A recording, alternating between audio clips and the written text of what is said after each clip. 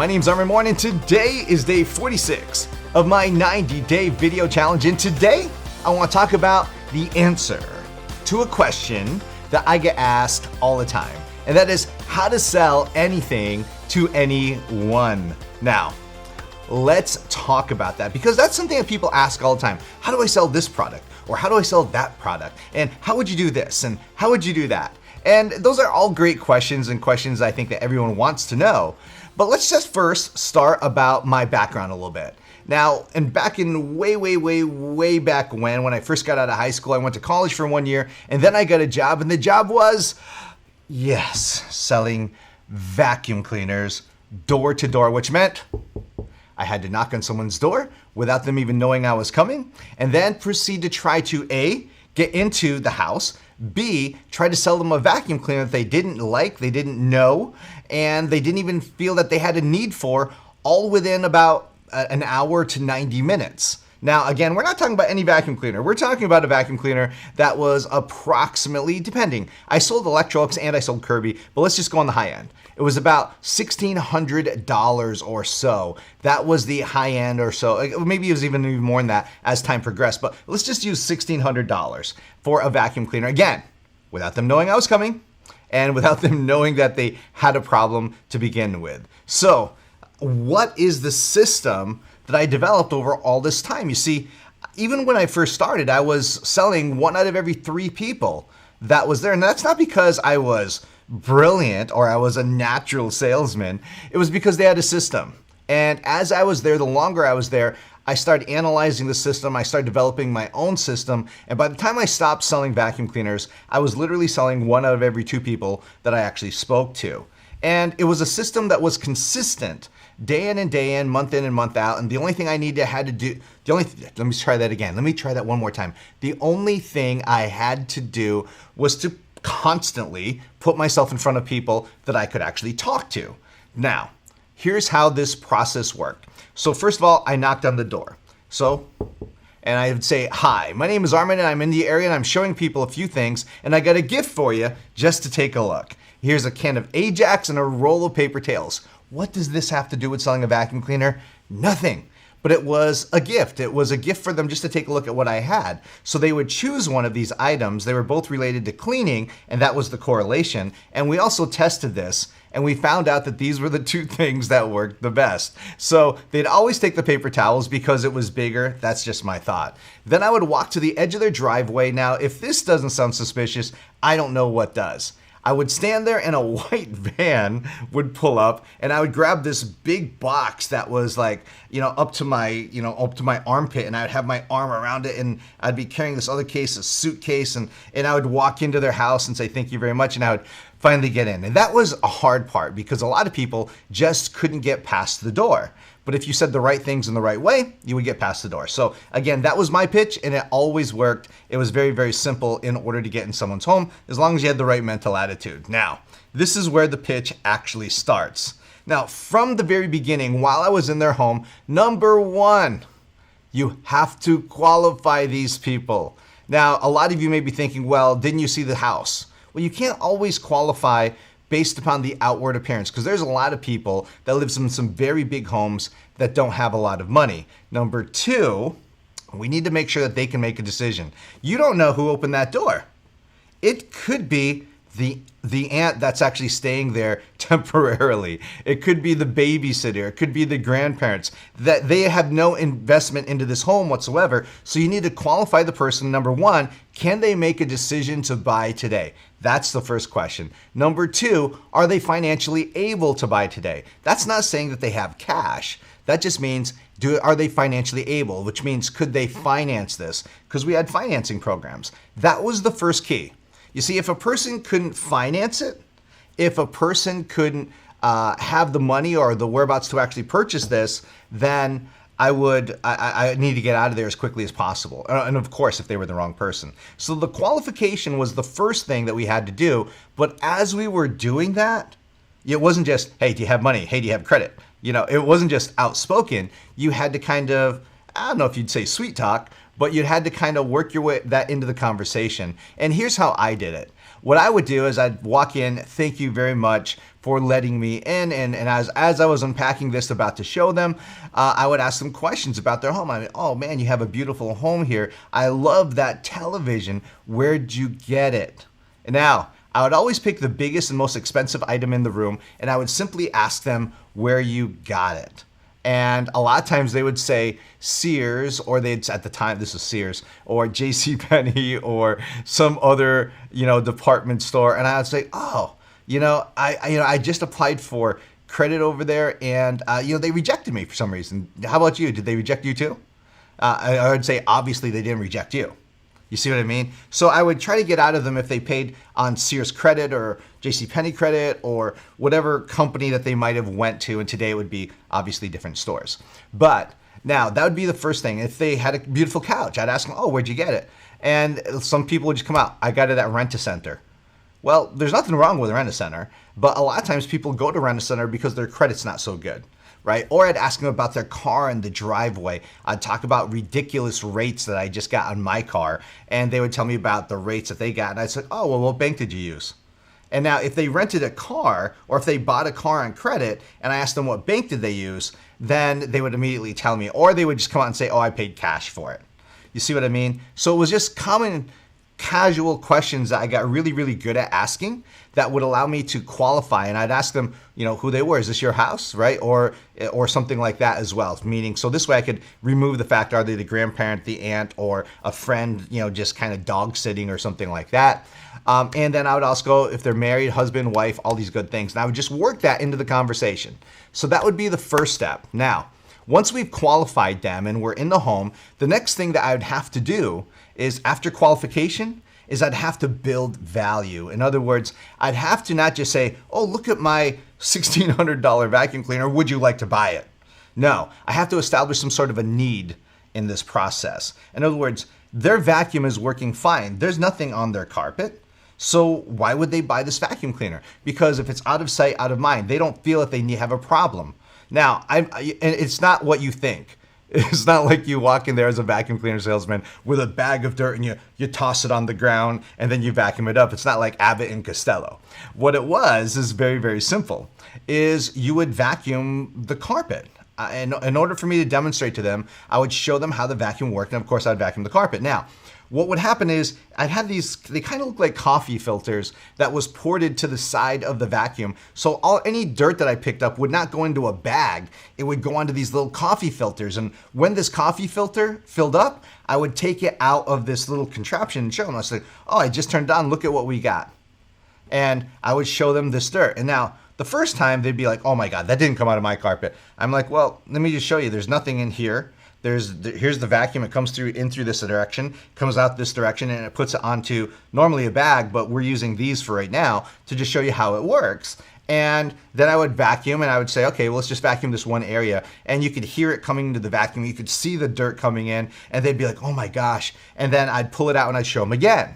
Now, each time I would show them the dirt that came out of their own carpet that, again, wasn't placed there by me. It was actually coming out of the carpet. It's the reaction that I had that made their reaction either big or small. The bigger my reaction, the bigger their reaction. So I had to create that need, and I would pull those little tiny coffee filters of dirt. They're about this big around, and I would pull them out and I would say something each time. And now the beautiful thing is, when I sold Kirby vacuum cleaners, they had like 99 things that you could say in order to create a sort of need and to get people to think. Things like, you didn't know this was here before I got here, but now that you know it's here, don't you think we should do something about it? And it was just little tiny test closes or trial closes in order to get a person to buy. You got it? So test closing and trial closing, asking them questions or vacuuming certain areas of their home and pulling out those things. The more little pieces of dirt or little circles of dirt that I pulled out, the more value I created for this particular product, the more need I created it. So again, number one, got in through the door. Okay, that was the first thing. Number two, I qualified them. Number three, I created a need that they didn't even know existed.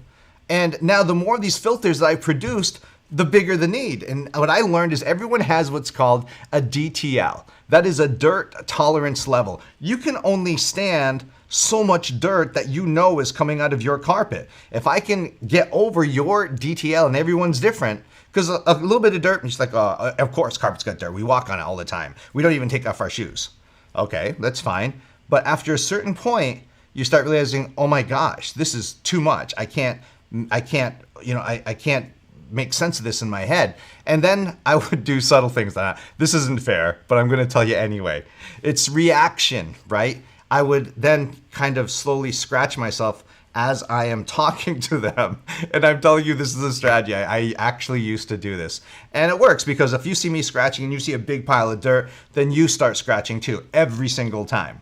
Okay? So again, I established the need. Now I have to increase the value, because it's not just, I proved that their vacuum cleaner isn't working the way they thought they should. And in their head, I just need to buy a new vacuum cleaner. And now I need to prove to them that it doesn't matter what kind of vacuum cleaner you buy. Unless you buy this one, the same thing is going to happen again. So then I start explaining some details to them. I start showing them why this is happening, and I start making logical sense. So at first, when people buy, they first buy based upon emotion. That's the first thing that happens. I want that because I'm excited about that. I feel about that. But then, after the emotions subside, we then need to back up the emotions and seal in the emotions with logic. And that's where I explain to them the design and why this design works better than any other vacuum cleaner, and why no other vacuum cleaner is going to get you the same results as this, even if you go buy a new one today. You see what I mean? So now what's happening is I'm selling them on this particular product and comparing them against all other vacuum cleaners that aren't even in the room with us right now. Does that make sense? So now I'm showing them this, and at one point I'm going to do a test between their vacuum cleaner and this vacuum cleaner, and we're going to go head to head. And what I do is I take two little pieces and I put it on this one side, one on this side, one on this side. It could be whatever. It could be pieces of furniture. It could be, just markers. It could be dollies, doilies, whatever you want to call them. I'm going to put them on the carpet. And then I'm going to ask them for salt. Do you have any salt? And I said, I need the can. And if you could bring me the whole can. So they would actually go and bring me a can of salt this big. And I would pour a bead of salt about an inch thick across their carpet. I swear to God, this is what happened. Then what would happen is I would rub the salt into the carpet. And as I rub the salt into the carpet, I'm on my hands and knees doing this right now, in a tie, in a sport coat, and everything like that. So all of a sudden, I'm rubbing this into the carpet. And what am I doing? I'm like knocking stuff all over the desk. But I'm rubbing the salt into the carpet. And I said, this is kind of like the dirt that's actually coming off your shoes. You don't see it. That's why we don't see a bunch of dirt here. It's rubbing into the carpet. And sure enough, just by rubbing that salt, try this at home. Right? Try this at home. Try this. You're going to rub that salt and the salt disappears. It's not even there. Even though I just put probably a pound of salt into the carpet, into this little tiny area. And then I take their vacuum cleaner. And I said, okay, where's your vacuum cleaner? Is it in this closet? And then what I do is I get their vacuum cleaner out and I vacuum in that area, and I vacuum 100 times. How do I know it's 100? Because I count. 1, 2, 3, 4. And I'm vacuuming back and forth, and I'm counting out loud just like that. 1, 2, 3, 4. And I count all the way up to 100, and I ask them this question. Now, after 100 times vacuuming back and forth, do you think if your vacuum cleaner was going to get all the salt out, it would by now? Yes or no? Yes, it should have gotten all the salt out by now. If it doesn't get the salt out by now, what does that say about your vacuum cleaner?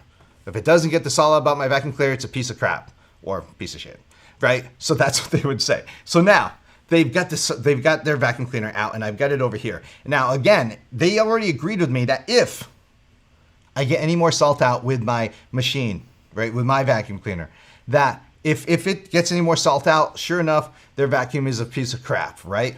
So I put this down, I turn on the vacuum cleaner, I get this massive amount of salt, almost all the salt that we just put down, and I dump it, and I make this waterfall from this piece up here down to my hand down here, and all of a sudden there's salt like everywhere. And I ask them, what does that say about your vacuum cleaner? And then they say, it's a piece of crap, right? And then I'd ask them, let me ask you a question.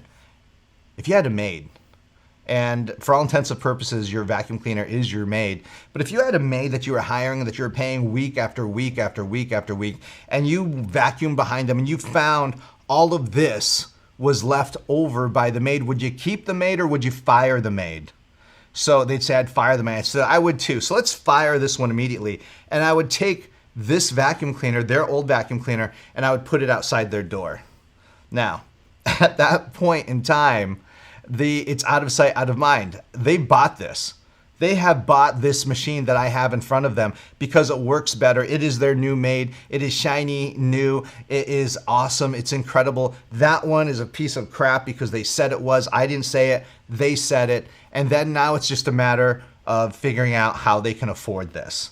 You see what I mean? So what did I do? I knocked out. I literally had a head-to-head match against what they were using before and mine, and then I put it out of its misery by putting it outdoors. Now, if I really had a good rapport, I said, well, what would you do? Some of them would say, oh, I'd toss it out on its ass. I'm like, great, open the door, and I'd literally toss it. I'd toss the whole thing outside onto the sidewalk. It would break up into a million pieces. Now, I didn't do that every time because I had to be absolutely sure that they were going to buy this. But with the right rapport with people, guess what? It happens. Now, the next step. Next step is just really a matter of financing and the prices. We have two ways to buy this. We have the pay upfront program, and here's the cost of the program. It's $16.97. Or we have the pay as you use program. You basically put $300 to $400 dollars down, and it's usually $200 to $300 per month. Which one would you like to use? And they'd say, well, I'd like this program or that program, but I can't afford it. It's too much. I said, let me ask you a question. Magically, if I could wave a magic wand over this whole system here, what could you put down today? Right? And they would simply say, I could put down $100. Most every time, it's always $100. And then the next question was, okay, well, on a monthly basis, if you could put something that's affordable into your, down on this every single month, that wouldn't hurt you in any way, shape, or form, how much would that be? And they would say, oh no, maybe $60. Because now I already implanted the $60 because throughout the whole demonstration, whenever they asked me how much it was, I would tell them it's only about $2 a day. And again and again and again. So at the end, it was always the same. They always said $60. So then I'd simply ask them this question. I'm not sure if I can do this or not, but if I can get my boss to agree to allow you to put down $100 today and then just $60 a month, would that be okay? And they would say yes. And I say, okay, great. Can I use your phone? And then I'd call my boss. And again, I'm using a third-party close in order to seal the deal. My boss might get them onto the phone, congratulate them. We'd finish the paperwork and I'm out of there. That's it. Now, a couple different things that we went through. Let's recap this a little bit. Now, I know I went really, really fast because we don't have a huge amount of time to go over it in detail. Now, here's the strategy. Number one, I used kind of like an opt-in strategy. I gave them a gift just to take a look. That was the first thing. Number two, I qualified them. Now, the one thing I didn't mention when I was qualifying, as I'm qualifying them, I am building rapport with them.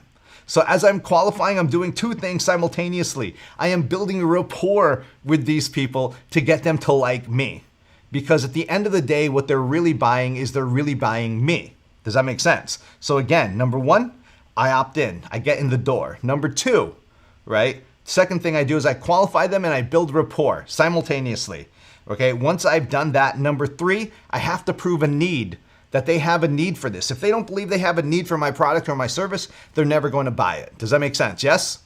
So then what happens? After that, after I create the need, I have to knock out their existing system. Whatever they're using right now to do whatever it is that I'm selling, I need to kill it. I need to just kill it. And that's what I do when I do this comparison test. I kill it, but not only do I kill it, I kill out all the competitors simultaneously. So I need to put in their mind that there is no other system that does what my system does. This is the only system in the world. In other words, I prove, write this down, exclusivity on what I have, okay? Then what I ask them is if I ask them to buy, plain and simple. Here's two ways to buy. Now, here's another strategy I'm going to tell you because this is exactly the words I use. You have the pay upfront program or the pay as you use program. Okay, so in other words, the pay up front is the cash program. Pay as you use program is they finance it, and they say, well, I'd love to use the pay as you use program, but I can't afford it right now. And I would also say something to the fact, we accept cash, check, or credit card. Do you use one of those? Yeah, cash, check, or credit card. Those are basically the only options to pay, right? So of course they have to say yes to that question. So here's how it would work out. You ready? So we have two different programs. We have the pay upfront program and we have the pay as you use program. and it's normally $300 to $400 down and $200 to $300 a month. And we accept cash, check, or credit cards. Which one of those do you use? And they would tell me I'd use cash. I said, great. Now, which one of these programs would you like? And then they would simply tell me I'd like this one, but I can't afford it. And then I'd kind of work out the details on them. Okay? So that's the process. It's simply asking for the order, blatantly asking for the order, not let me just kind of just work my way around it. Let's just beat around the bush until someone says, yes, I want to buy that. No, ask them to buy. That's the basic scenario. And throughout this whole time frame that I'm talking to them, I'm using small trial closes in order to get them to purchase. That's how you sell anything to anyone. If you listen to any great sales system, it might have some variations of what I just said, but all of them use basically what I just said. Does that make sense? So that is how you sell anything to anyone. My name is Armin Moore, and I will see you soon. Bye-bye, everybody.